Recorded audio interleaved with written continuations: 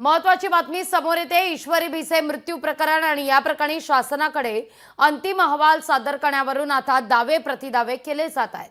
आमदार अमित गोरखे काल रात्रीच अंतिम अहवाल सादर झाल्याचं म्हणतायत, तर ससून रुग्णालयाचे अध्यक्ष यल्लप्पा जाधव यांच्या म्हणण्यानुसार आज संध्याकाळी हा अहवाल सादर केला जाईल।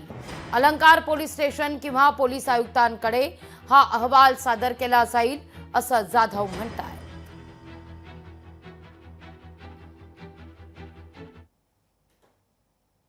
मलाही रात्री उशिरा माहिती मिळाली की हा अहवाल रात्री उशिरा सबमिट झाला।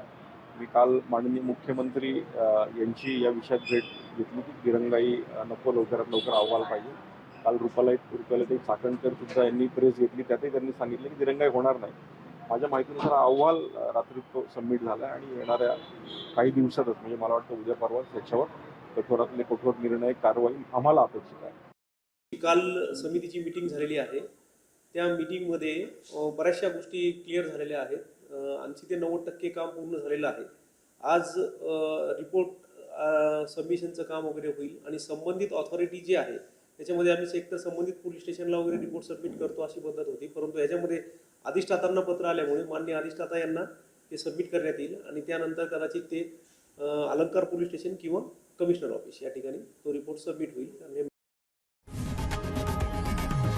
लोकशाही मराठी ऐका, पहा, जागरूक रहा।